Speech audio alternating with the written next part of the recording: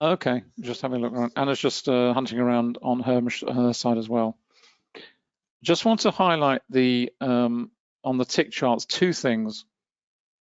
First of all, the contract I've got here is actually the what we call the MES. It's the micro of the ES. So we've moved now away from the NQ. We're now on the ES, in other words, the S&P 500. These contracts were introduced back end of last year. I was actually at a presentation by the CME. So these are relatively new. And the advantage of them is that they are much smaller than the very well established contracts of the big contracts, if you like, of the ES, the NQ, and the YM. And these are basically a tenth the size. So if you're not familiar with trading index futures, it's a great way to get into that particular market with a much, much lower capitalization and much smaller risk as well, because as I say, they are the tenth the size. So these are tiny contracts. Now, the advantage with these is, and the other, they're all, I've got them up on the browser as well. In fact, if I just pop that up, you can see them here. Here we go. This is all of them here. So we've got the micro E-mini for the S&P, which is the MES. You've got the micro E-mini for the NQ, which is the MNQ. And then you've got the micro E-mini Dow for the which is MYM. And they, as I say, they are tenths the size. They are, and the nice thing about them is there has been a lot of liquidity, a lot of volume. So there's nice price action on these indices. When you trade some of the smaller contracts, particularly in currency futures, for example, where you're trading micro currency futures, which are also available, they are less liquid. So if you're trading a micro Aussie, for example, you'll find the price action is very spotty. It doesn't flow particularly well, and it's quite hard to read. It'll move to a price, stop, jump to the next price.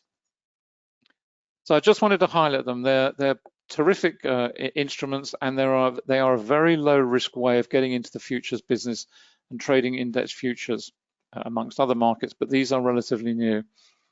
The second thing I wanted to point out, I'm just going to adjust these to the correct settings. That's 89 tick comes from here, so that's that one.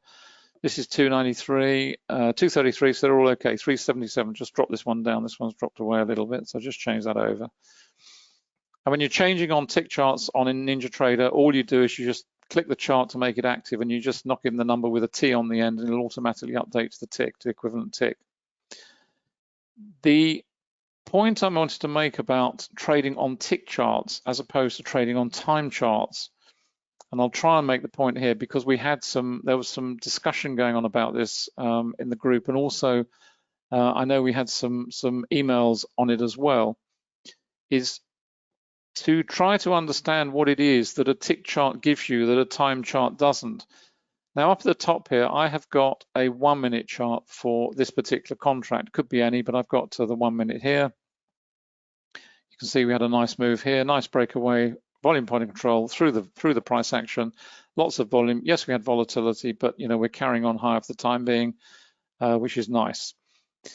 But what you actually see in terms of a tick chart, if I pull up this chart, for example, which is 89 tick. In fact, let me drop it out of the way. Let's see if I can find a better example. Let's go to the 377 tick. When you look down at the bottom at the actual amount of time that it has passed on each of these charts, in fact, let's go back to this one, 89. And you look at, I'll just expand this up if I can. There we go. There we go. So when you look at these and you're looking at the amount of time that's passed and the number of candles that have been created in those various time frames, you can see here, these are all a minute. So in these minute windows, you've got on each of these occasions, you've got maybe 4 or 5 candles. So what you actually see, and you've got an example developing now, is on the minute, you are going to see more than one candle on a tick chart, but what you're only ever going to see on a time-based chart is one candle. And that's the difference. Traders seem to have an issue with understanding this concept, but a tick chart and a Renko chart are independent of time. So what you actually see in terms of your minute, which has passed here with your one candle, you will have maybe 5, 6 on a busy, when the market is really moving fast, you're going to see maybe 8, 9, 10 candles to every one up here. So in a sense, the way you can think of it is that you are actually seeing inside this particular candle, you're seeing this price action dissected in a very different way. You're seeing the momentum that is going on inside that candle. This is a little bit sluggish, the price action right now, but if you're a scalping trader and you're looking to get in and out, taking literally ticks, maybe a point, maybe a full point, but certainly a handful of ticks, you're not going to be hanging around waiting for a minute candle to form. What you're interested in is getting in when the market is moving quickly so that you can jump in, take your profit and get out. Because you've got to remember that a lot of scalping traders will be scalping on big size. What they're looking for, their modus operandi, their way of working is to look for small moves, but big profit or big contract sizes. So they're trading multiple contracts, but they're looking for those over very small gains. If you're looking to take 2 or 3 pips or 2 or 3 points, and you're only trading one contract, you're only going to be making a few dollars. If you're trading multiple contracts, you're looking to make thousands of dollars, but you obviously the risk of that much higher. So what we're looking for constantly in a tick chart versus a time chart is the dissection of that candle into its component parts within the time frame.